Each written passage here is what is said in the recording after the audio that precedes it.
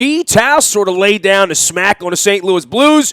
And before that, the Maryland Terrapins went out to Iowa. And, these games sounded a little strange 3 years ago when the schedule came out. Now that we're into this, Luke Jones, I'm really enjoying the Big Ten. And not just because the Terps have had some success. It just feels like every game has some mojo, some energy about it. Every one of these buildings, and Iowa was no exception. And Maryland is in the top 25, surging and to my eyes, getting better every game, if not always having consistent efforts. Well, to get back to your point about the Big Ten, I think a lot of it has to do with what you just said. Maryland's been a lot better the last 3 years than what they had been in the first 3 years under Mark Turgeon, and even for a number of those final years under Gary Williams. So that certainly helps. There's a freshness to it, and I think you're right about there being maybe a little bit of an underrated atmosphere in some of these Big Ten arenas that certainly, being folks who'd watched the ACC for years, didn't really pick up on a whole lot. But another game for Maryland where, it was way more uncomfortable than it should have been, given the fact that they had a 15-point lead and built up a double-digit lead on a few different occasions over the course of the night. But it's another win where Maryland goes into a hostile environment. And look, Iowa is 3-4 in the Big Ten now. They had 8 losses going into this one, so not a juggernaut by any means, but still a game that you have to go in there and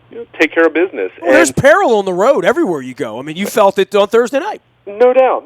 And I think that's where I continue to be so encouraged about this team that, look, I don't know what their ceiling is this year, but they continue to win games when you feel like they're not playing at their best. And the thing about Thursday night's game is they didn't rebound well. Certainly they got killed with Iowa on the offensive glass. I mean, just incredible. Iowa finished with 20 offensive rebounds. I mean, that part of it you don't like seeing, but understandable. No Michael Tchaikovsky. DeMonte Dodd only played 17 minutes because of foul trouble. So even though they had that deficiency, even though they turned the ball over, I think 21 times they found a way to win. Now, probably a big reason why is they went 11 for 23 from beyond the arc, and you can't necessarily count on that every night, but Maryland did what it took to get the win, and certainly down the stretch when they really needed it. One, they did get a big 3 from Jared Nickens when they looked like they were on the ropes and in the midst of a scoring drought, and Iowa had retaken the lead. And then Mello Trimble was huge, hit 3-pointers on consecutive possessions late, and Maryland just, they held them off. So, again, there wasn't anything aesthetically pleasing, at least over the top anyway, about this game, but they did what it took.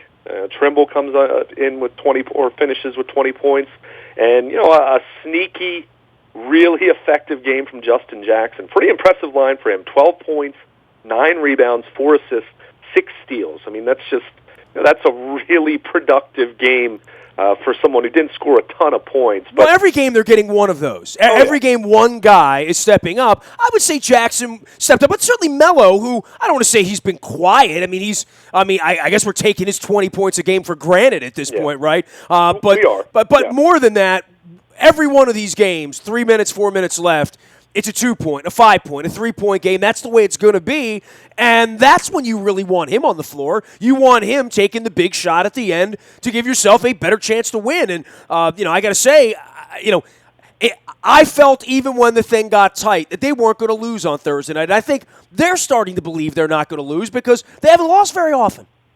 It's feeling more that way. I mean, I can't say that I believe that they weren't going to lose, especially when Iowa goes up with 4 minutes to go, and it's really looking ugly from a standpoint of Maryland just turning the ball over. They really could not figure out the zone, and they couldn't get a rebound either. Yeah, I mean, it's amazing. You would think more teams would zone Maryland, considering how much they've had their issues. I mean, if you're hitting threes, it's fine, and certainly they hit some threes down the stretch to combat it, but it was really getting hairy there. There's no doubt about that. So it was nice to see them regroup. I think you're seeing a moxie, a toughness with this team mentally that last year's team didn't really have.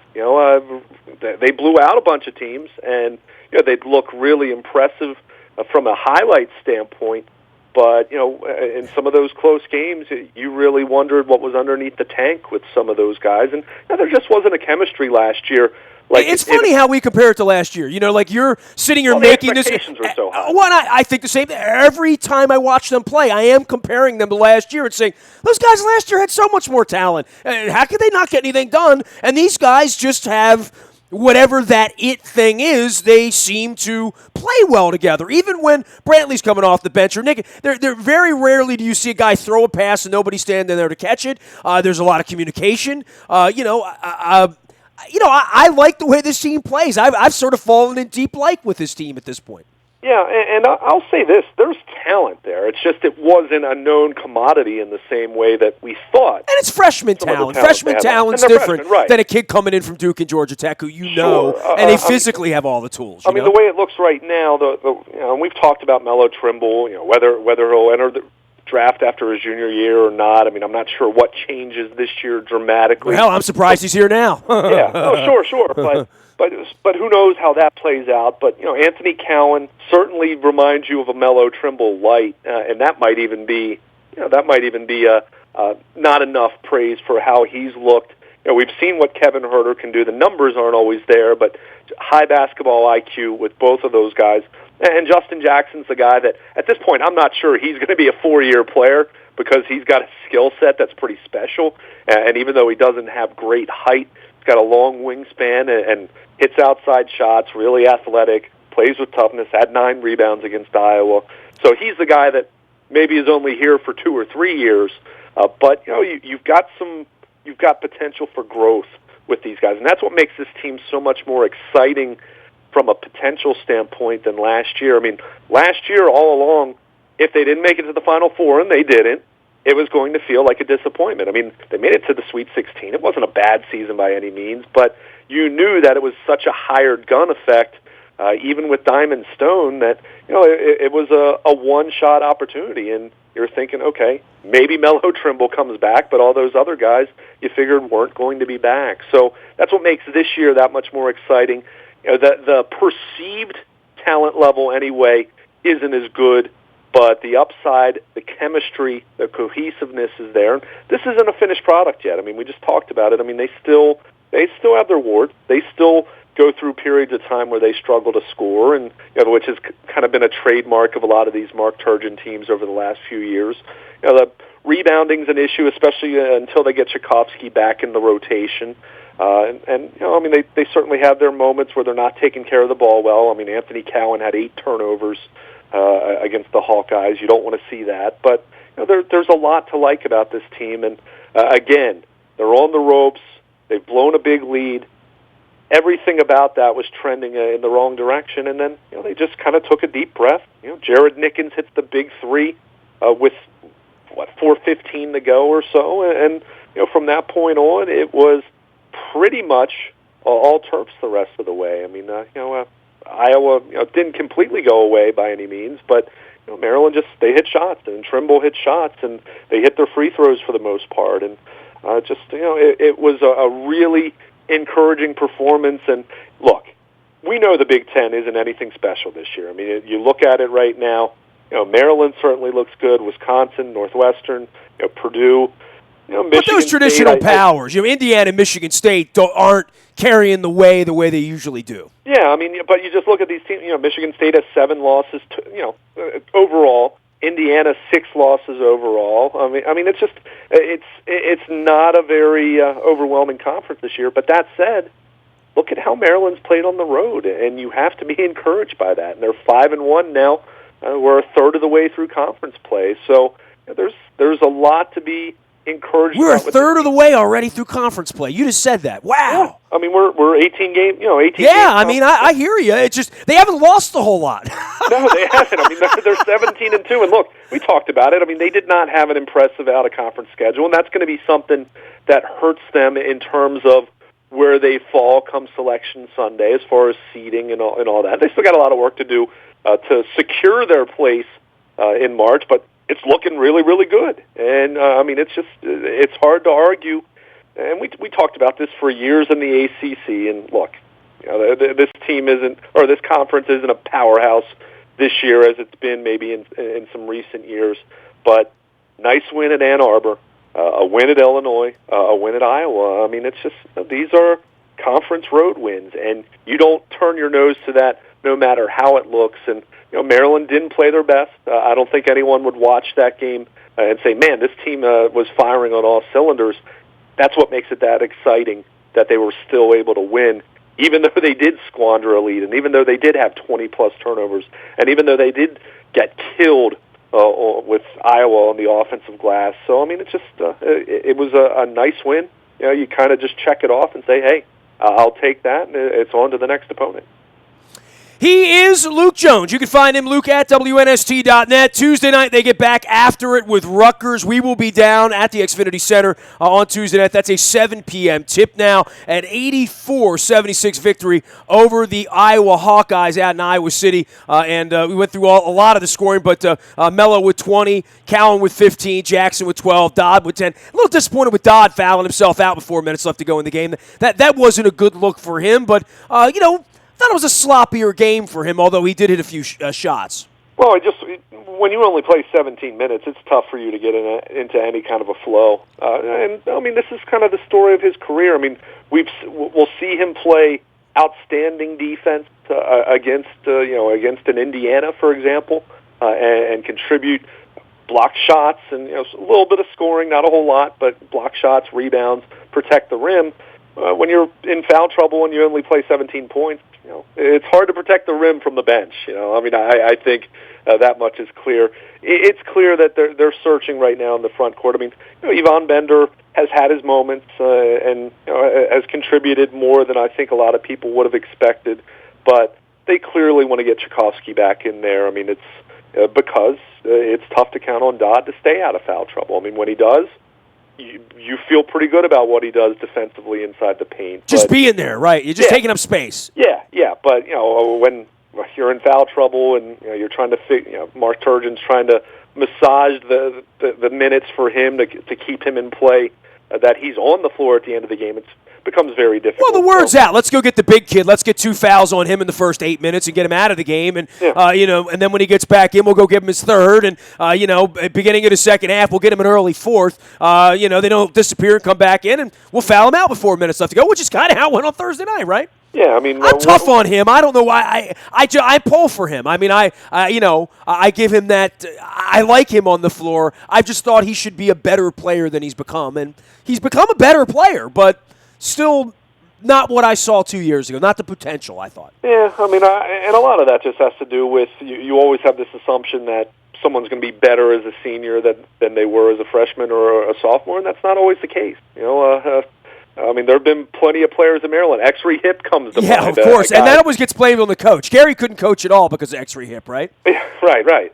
But Terrence Morris, another guy who didn't really seem to get all that much better from about his sophomore year on. I mean, it's just the way it works with some guys. But Dodd, you feel way better about his ability or inability to stay out of foul trouble when you have both Tchaikovsky and Bender.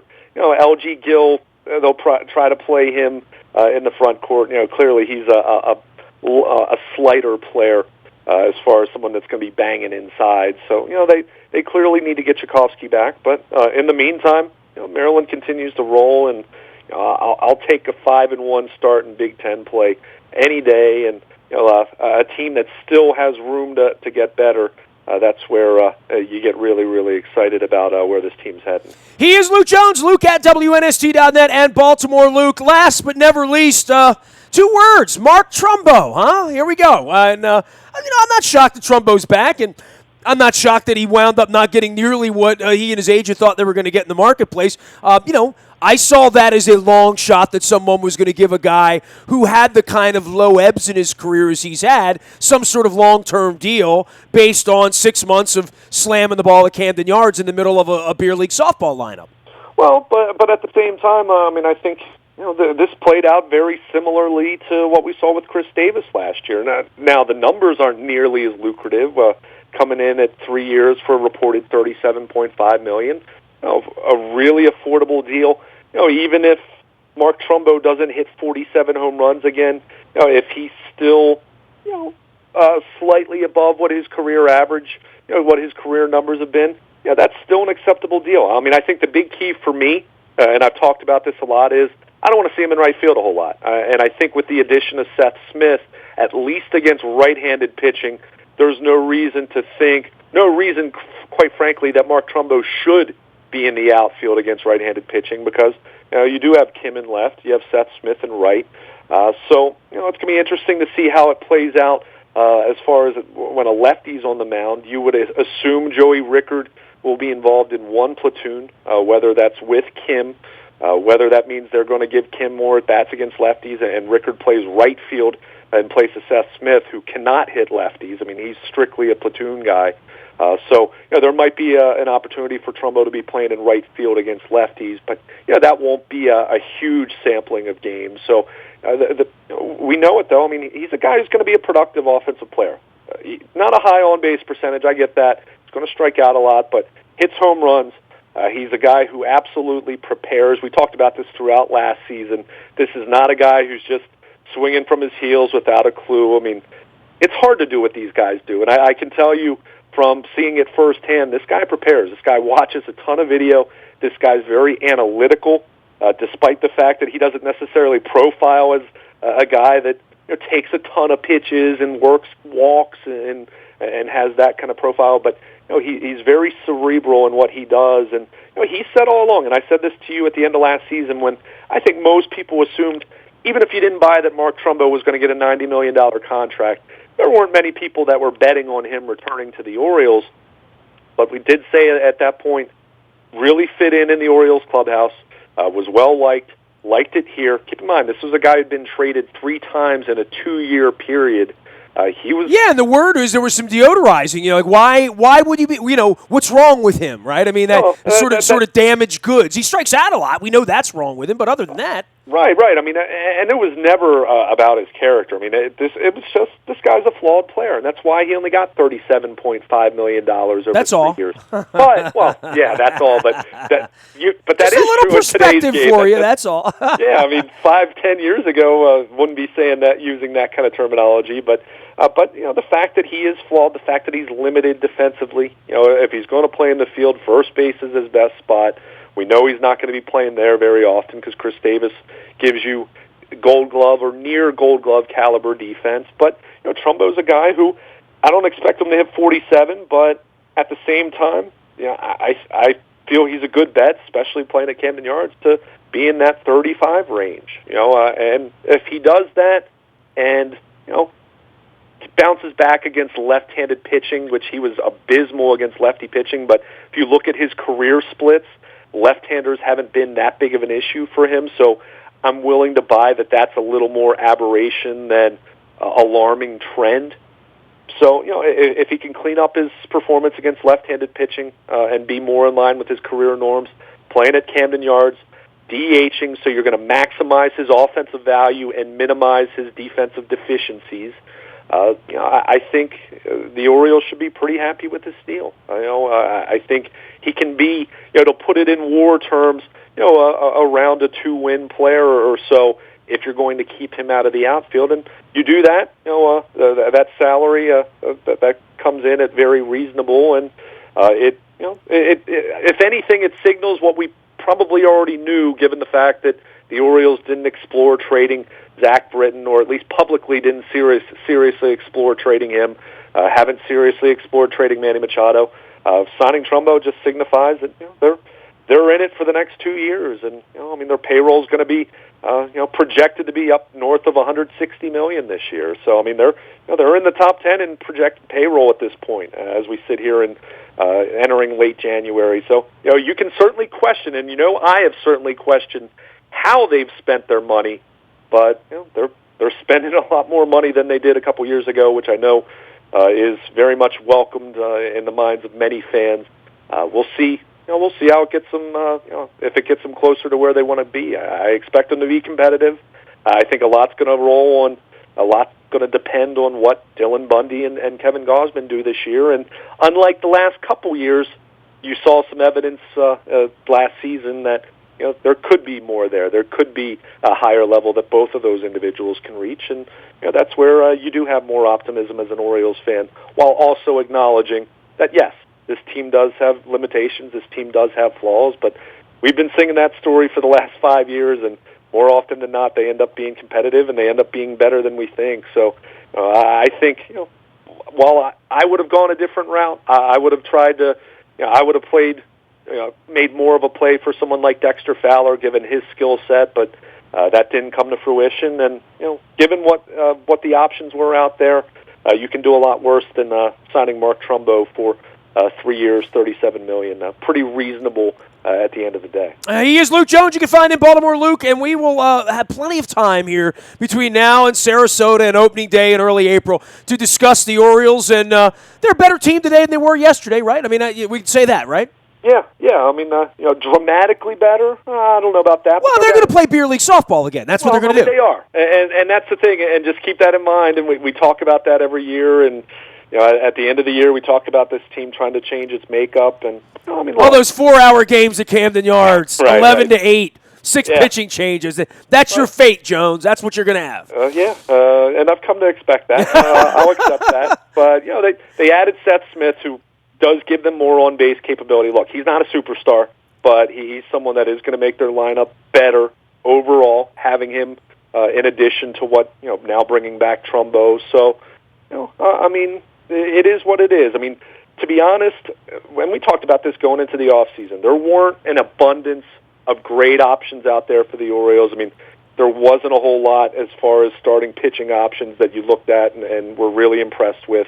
I mean, clearly Chris Sale was made available via trade. We knew the Orioles did not have any commodities to be a player there, and that's their fault. They need to have a better farm system, and that's something I think we're going to be talking a ton about come 2019. But for right now, they've got a team that should be in the mix in the AL East. Not the favorite. I think Boston has established himself at that point, but I expect this team to be competitive. And when you hit home runs, at the very least, it'll be interesting. And I think the Orioles are going to be interesting again here in 2017, even if we're not convinced that they're on their way back to the postseason. All right, you can find us at Baltimore's #1 sports radio website all the time, WNST.net. You can find Luke, Baltimore Luke, out on Twitter. I am myself on Twitter, and we are WNST on Twitter. Also on Facebook, LinkedIn, Snapchat, and streaming live on Facebook Live, as well as our YouTube WNSTV channel. We're going to get into some football here this week, and we're heading off to Houston, Texas for Super Bowl 51 next Sunday, so make sure you're sticking around all week. We'll be live at Radio Row for that. Anything you miss, you can find in the Buy a Toyota Audio Vault 24 hours a day from anywhere in the world on your mobile device by downloading the TuneIn Radio app. We also come in crystal clear on your mobile device anywhere you travel throughout 2017, so take it with you. Even out of the country we go. Last but never least, breaking news happens first on the WNST Tech Service. That is brought to you by Coons Ford of Security Boulevard. And Dennis Kolatzis will be here on Thursday, driving you home, getting you ready for the Super Bowl and maybe some Terps games. I'm watching the Caps. Wizards are on a roll. Pretty good time right now to be watching sports. Nasty at WNST.net if you need me. We are WNST.net, AM 1570 and WNST Towson, Baltimore. And we never stop talking Baltimore sports.